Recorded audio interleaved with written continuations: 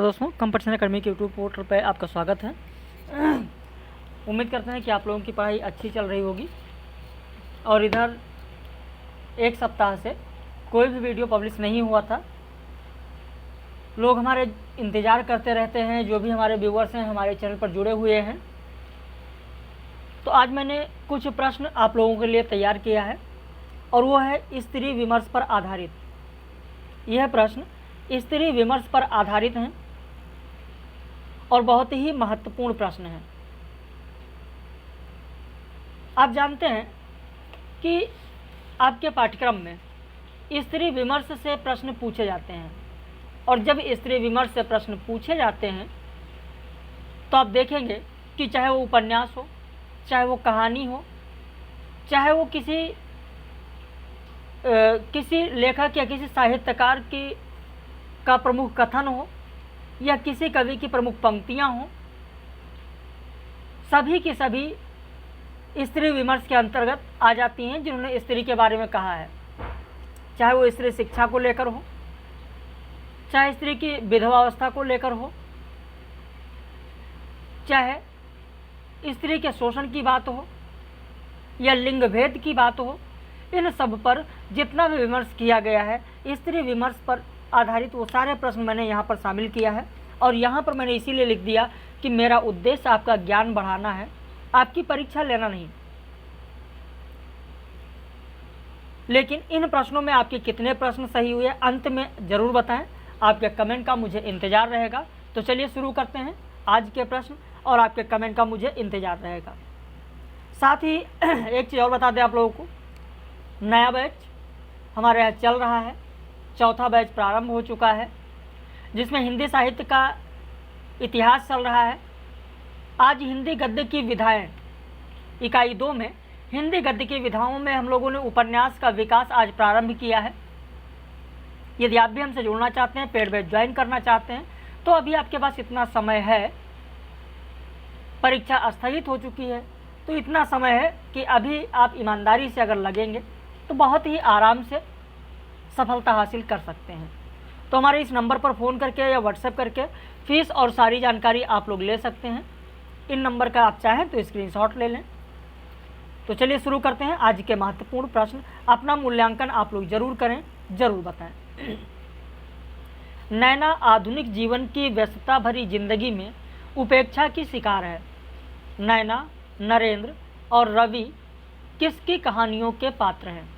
किसकी कहानी के पात्र हैं? गोमा हंसती है मैत्रेयी पुष्पा, यही सच है मन्नू भंडारी, दूसरा ताजमहल नासिरा शर्मा, वापसी उषा प्रेमवदा।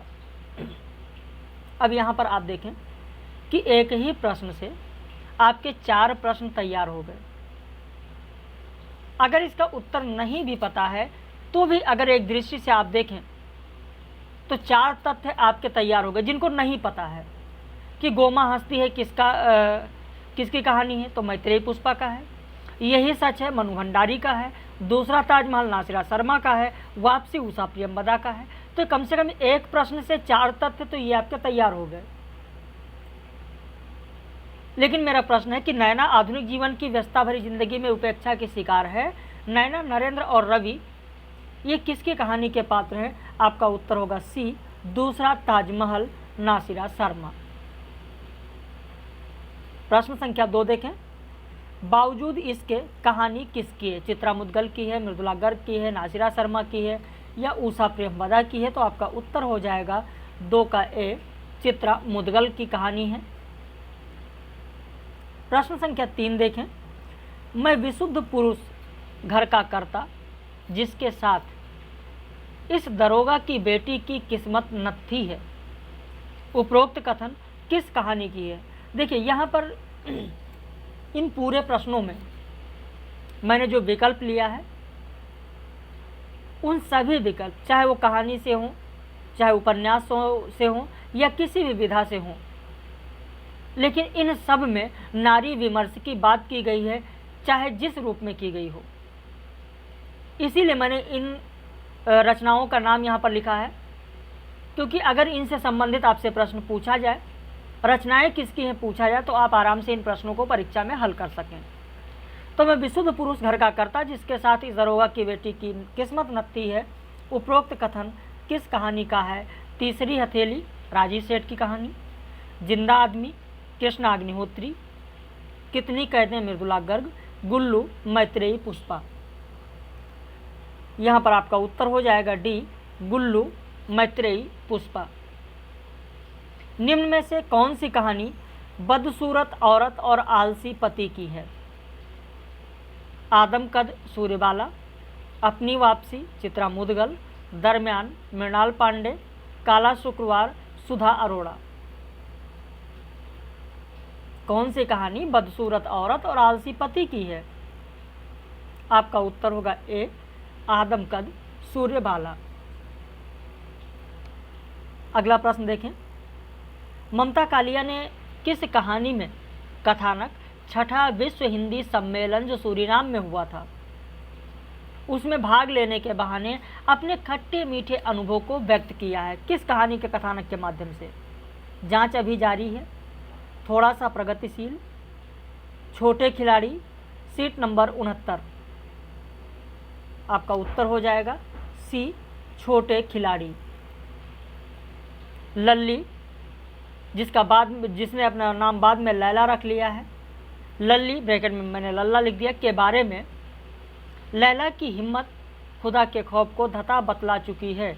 उपरोक्त किस कहानी का कथन है? अब आप खुद देखें, यहाँ पर पहले विकल्प पर ध्यान दीजिए।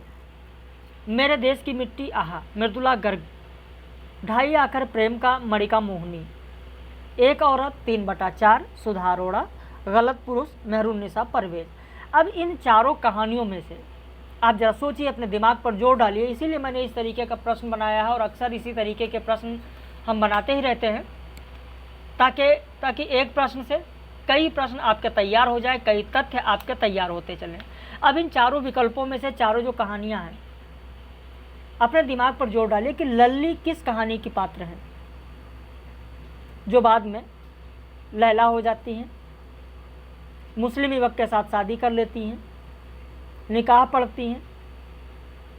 मेरे देश की मिट्टी आहा मृदुला गर्ग, ढाई आखर प्रेम का मणिका मोहनी, एक औरत 3/4 सुधा अरोड़ा, गलत पुरुष मेहरुन्निसा परवेज। आपका उत्तर होगा पहला, मेरे देश की मिट्टी आहा मृदुला गर्ग। अगला प्रश्न देखें। इस कहानी में नारी का स्वाभिमानी रूप अद्भुत शांत भाव से उभरा है।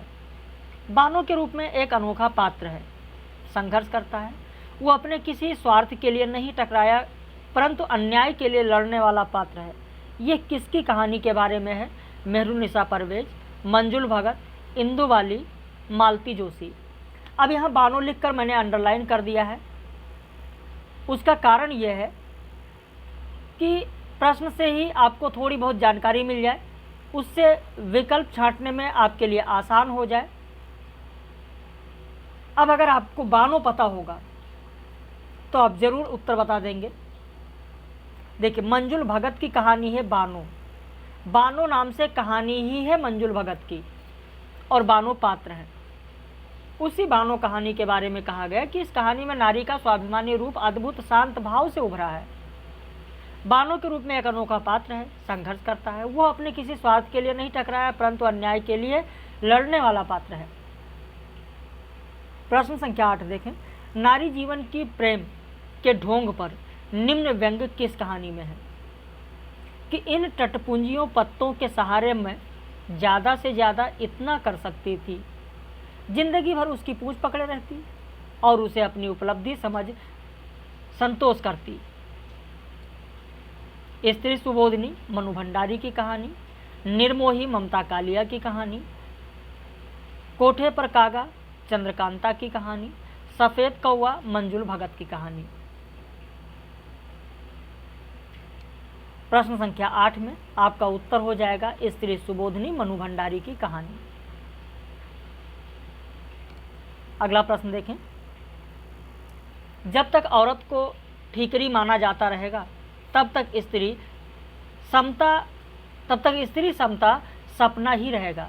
यानी लिंग भेद की बात जहाँ हो रही है, स्त्री पुरुष की समानता की बात हो रही है, वहीं पर कहा गया कि जब औरत को ठीकरी माना जाएगा तब तक स्त्री समता सपना ही रहेगा, पूरा नहीं होगा।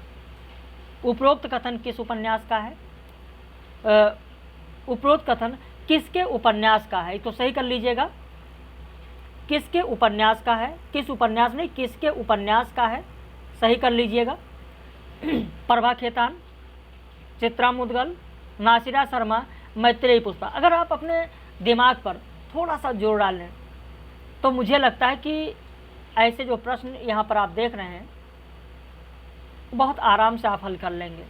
लेकिन अगर दिमाग पर जोर नहीं डालेंगे तो मुझे नहीं लगता है कि 50% भी प्रश्न आप सही कर पाएंगे, जबकि प्रश्न बहुत ही सहज हैं अगर उन्हें आप पढ़ें, थोड़ा सा दिमाग पर जोर डालें। देखिए, एक चीज़ स्पष्ट मैं बता दूं, वैसे सच्चाई तो बुरी लगती है लोगों को, किसी संस्थान में जुड़ जाने से, केवल जुड़ जाने से सफलता नहीं मिलती है। संस्थान सिर्फ आपका मार्गदर्शन करता है, पढ़ना आपको है, सारा मटेरियल हम लोग उपलब्ध करा रहे हैं। आप सोचें कि सारा मटेरियल मिलता जा रहा है, वीडियो मिलता जा रहा है, लेक्चर मिल रहा है, लाइव क्लास मिल रही है, और ठीक है सारा सेव करते जाए, जब परीक्षा बचेगी 15 दिन 20 दिन पढ़ लेंगे हो जाएगा, ऐसा नहीं है।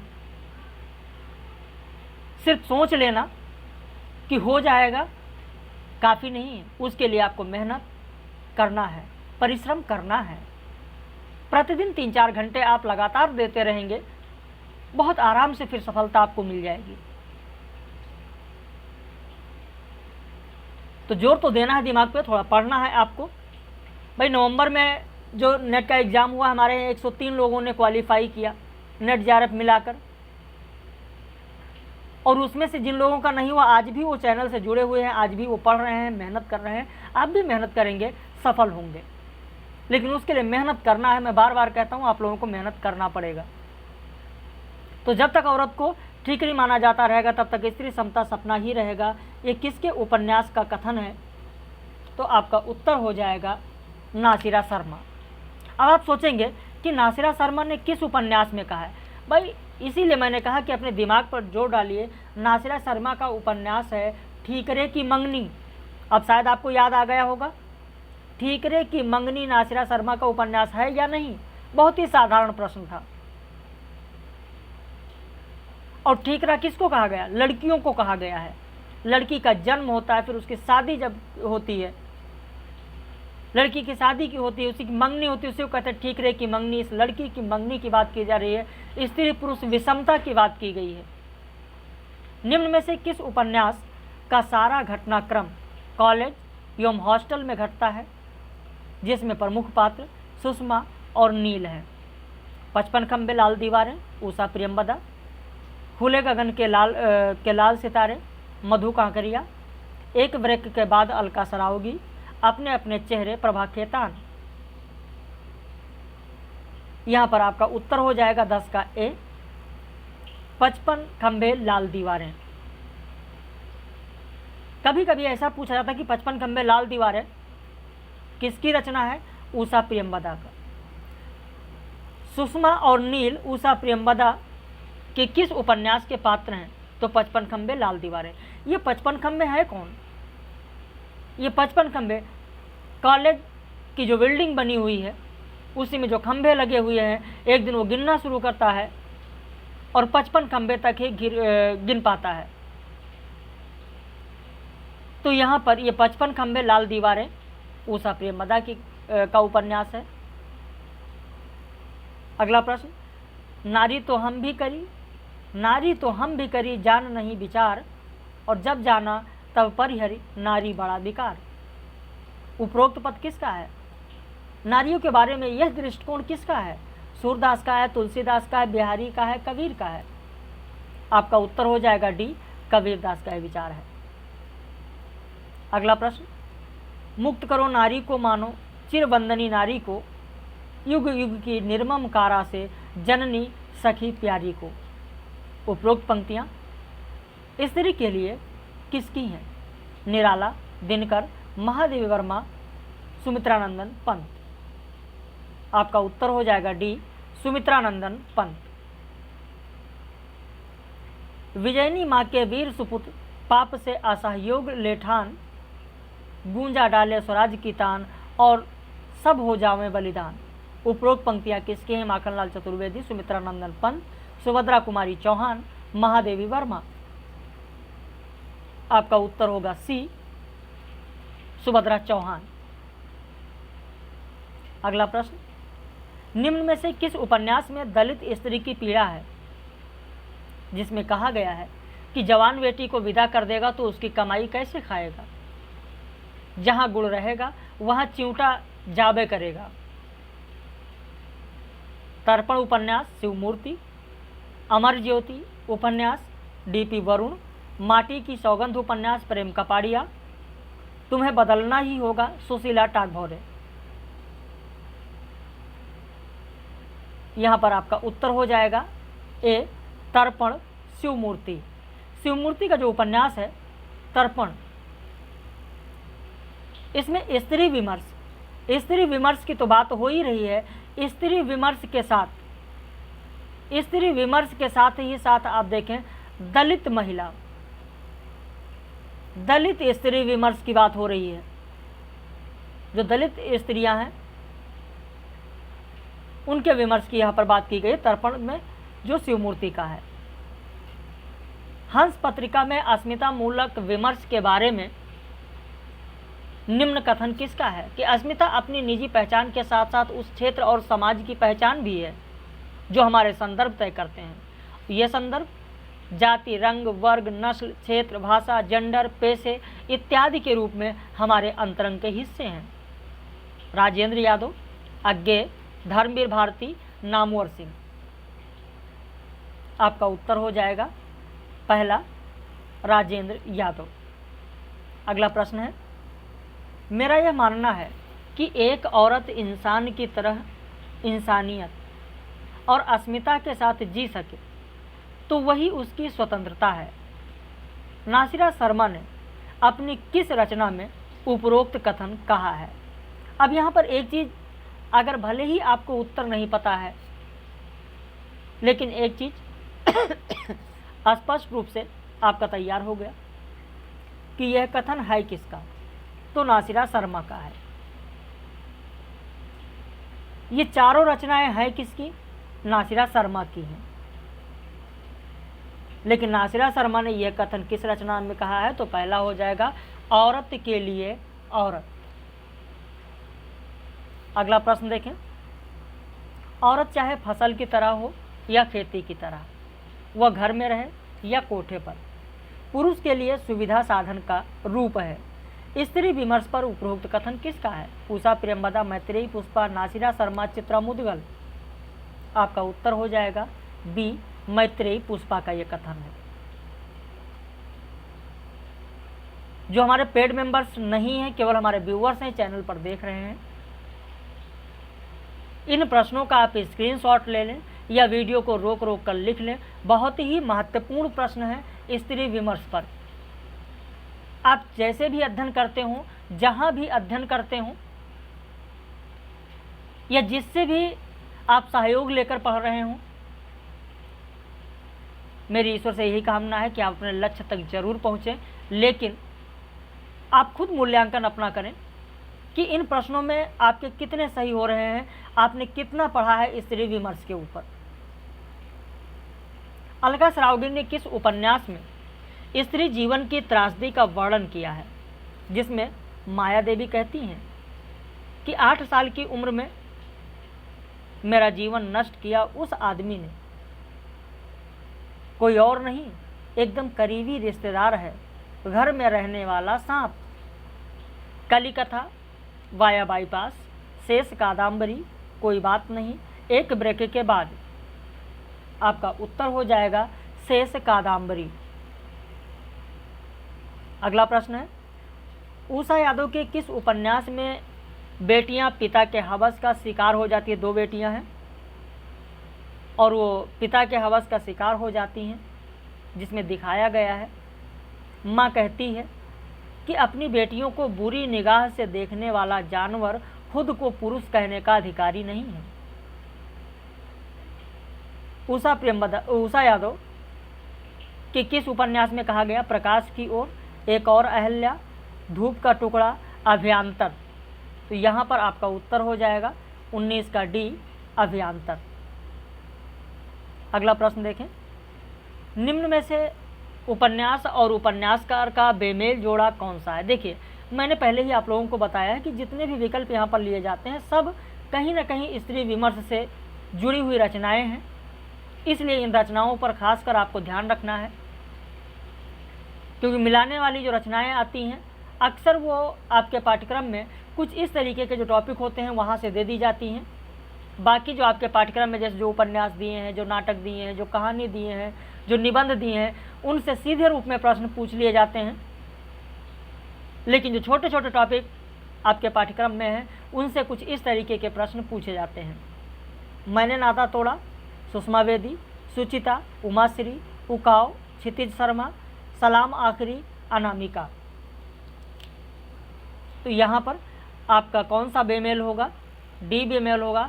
सलाम आखिरी अनामिका का नहीं है, मधु कांकरिया का है, लिख लीजिए। 20 का आपका डी हो जाएगा, ये मधु कांकरिया का है। अगला प्रश्न, मिथिलेश्वर के उपन्यास में लिंग भेद को भी बताया गया है। जब बहू ने बेटी को जन्म दिया तो सास ने कहा कि हे भगवान, ये क्या कर दिया। हम जानते थे इस बहू का आंगच ठीक नहीं, इसके बाप की 7 बेटियां हैं, इस घर को भी यह कंगाल बनाने आ गई। तो मिथिलेश्वर के किस उपन्यास में कहा गया है, मिथिलेश्वर के किस उपन्यास में कहा गया है, माटी के कुम्हार से, भोर होने से पहले, प्रेम न बाड़ी उपजे, यह अंत नहीं। अब कई बार ये पूछा गया, ये रचना पूछी गई कि प्रेम न बाड़ी उपजे किसकी रचना है। माटी के कुम्हार से ये भी पूछा गया है, भोर होने से पहले ये भी पूछा गया है, यह अंत नहीं अभी नहीं पूछा गया है। तो यहाँ पर प्रश्न संख्या 21 का उत्तर हो जाएगा आपका ए, माटी कहे कुम्हार से। हेलो, अभी बात कर रहे हैं, रुक जाओ। यहाँ पर आप देखें कि माटी कहे कुम्हार से, आपका उत्तर हो जाएगा माटी कहे कुम्हार से। अगला प्रश्न देखें, मिथिलेश्वर के उपन्यास में जहाँ एक वर्ग स्त्री व पुरुष में भेद मानते हैं, वहीं दूसरा वर्ग इसे समाप्त करना चाहता है। मुनीला कहती है कि बेटा बेटी में कौनो अंतर नहीं होता है, मालकिन सब अपना भाग लेकर आते हैं। धन भाग है कि लक्ष्मी आई है, कैसा सुघड़ चेहरा है। किस उपन्यास में कहा गया, एक थी मुनीला, युद्धस्थल, झुनिया, इनमें से कोई नहीं। तो ज़्यादातर लोग ऐसे प्रश्न जब देखते हैं और विकल्प देखते हैं तो तुरंत उत्तर लगा देते हैं कि मुनीला की बात हो रही है, मुनीला कह रही है तो एक थी मुनीला यही होगा, लेकिन ये गलत है। आपका होगा डी, यहाँ पर आपका उत्तर होगा डी, माटी कहे कुम्हार से। अभी माटी का कुम्हार से जो मैंने ऊपर आपको बताया है कि बेटी की जन्म होने पर सासू माँ ने क्या कहा है, और उसी पर मुनीला का जवाब है कि बेटा बेटी, मतलब यहाँ पर दो वर्ग है, एक जहाँ लड़कियों का समर्थन किया जा रहा है एक वर्ग की तरफ से, तो दूसरी वर्ग की तरफ से उसकी उपेक्षा की जा रही है। तो आपका उत्तर होगा इनमें से कोई नहीं, माटी कहे कुम्हार से का कथन है ये। मैत्री पुष्पा ने अपने किस उपन्यास में स्त्री के जीवन सत्य को डॉक्टर आभा के शब्दों के माध्यम से व्यक्त किया है। डॉक्टर आभा नेहा से कहती हैं कि तुम जानती हो नेहा, जो लड़का अभी तुम्हें अपनी ओर आकर्षित कर रहा है कल वही झटके से अलग कर देगा, क्योंकि उसके अट्रैक्शन को, खिंचाव को उसका कुटुंब सह नहीं पाएगा। विकल्प है इदर्नमम, त्रियाहट, विजन, झूला नट। अब मैत्री पुष्पा का जो उपन्यास है, जो विकल्प में यहाँ दिया गया 4 उपन्यास, इन 4 उपन्यासों में अगर आपसे पूछा जाए कि डॉक्टर आभा, नेहा ये किस उपन्यास के पात्र हैं, अगर आपको याद होगा तुरंत आप इसका उत्तर दे देंगे। तो 23 का उत्तर हो जाएगा आपका सी, विजन। मैत्री पुष्पा का जो उपन्यास विजन है, विजन उपन्यास में उन्होंने स्त्री के जीवन सत्य को डॉक्टर आभा के शब्दों के माध्यम से व्यक्त किया है। अगला प्रश्न देखें, निम्न में से बेमेल जोड़ा कौन सा है। तापसी उपन्यास कुसुमांचल, कहीं कुछ और उपन्यास रजनीगुप्त, तिनका तिनके पास उपन्यास अनामिका, सुबह के इंतजार तक उपन्यास राजी सेठ। तो यहाँ पर आपका उत्तर हो जाएगा डी, सुबह के इंतजार तक उपन्यास राजी सेठ का नहीं है। कॉपी पेन अगर आपके पास है तो आप जरूर लिख लें, सूर्यबाला का उपन्यास है, राजी सेठ का नहीं है, सूर्यबाला का है, लिख लें।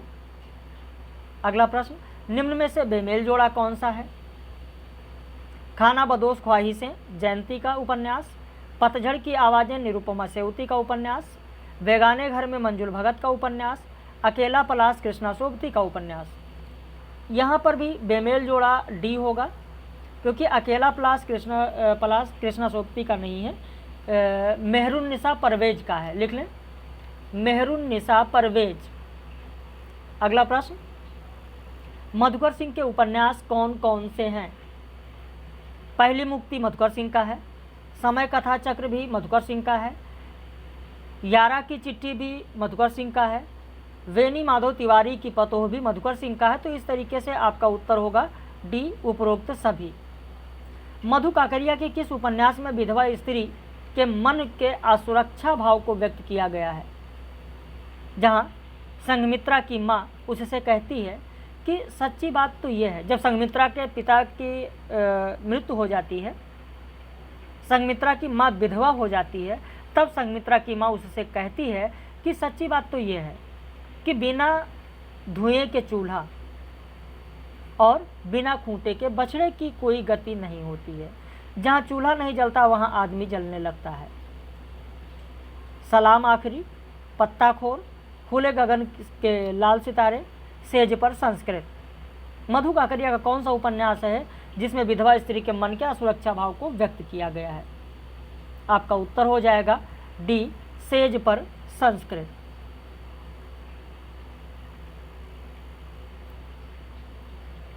वहाँ के विधवा आश्रमों में जो बड़े बड़े शहरों के रईसों साहूकारों ने बनवाए हैं, 12 घंटे जाप चलता है। नरकंकाल जैसी भूखी बीमार बेसहारा वह विधवाएं जैसे अपने जन्म लेने की एक सजा भुगत रही हैं। उपरोक्त कथन कुसुम अंचल के किस उपन्यास की भूमिका का है? विकल्प है एक और पंचवटी, खामोशी की गूंज, तापसी, सरे राह चलते चलते। यहाँ पर आपका उत्तर हो जाएगा सी, तापसी। तो इस तरीके से आज ये 28 प्रश्न थे स्त्री विमर्श पर। बाकी हमारे पेड बैच में इस समय जो चल रहा है, मैंने आपको बताया कि हिंदी साहित्य का इतिहास चल रहा है, जिसमें गद्य विधाओं का विकास आज प्रारंभ हुआ है। उपन्यास के विकास का लेक्चर आज लोगों को दिया गया है। यदि आप भी हमसे जुड़ना चाहते हैं तो ऊपर दिए गए नंबर पर फ़ोन करके, व्हाट्सएप करके फीस और सारी जानकारी आप ले सकते हैं। आपको क्या क्या मिलेगा वो भी मैं संक्षेप में बता दूं। आपको सुबह प्रतिदिन का शेड्यूल मैं आपको बता दे रहा हूं। सुबह 10 बजे आपको PDF नोट्स मिलेगा। सुबह 10 बजे आपको प्रतिदिन टेस्ट सीरीज मिलेगी 50 प्रश्नों की।